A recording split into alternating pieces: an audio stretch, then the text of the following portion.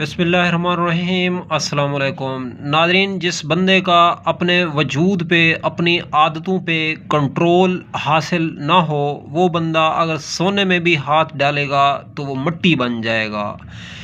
और जो बंदा अपनी आदतों पे और अपने वजूद पे कंट्रोल और अबूर हासिल रखता है, वो बंदा अगर मिट्टी में भी हाथ डालेगा तो वो सोना बन जाएगी।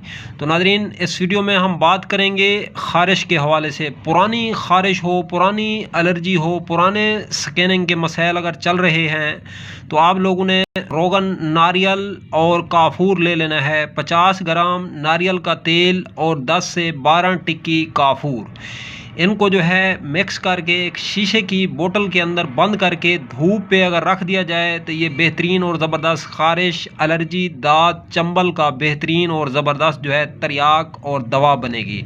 ये सिर्फ बैरूनी इस्तेमाल के लिए है।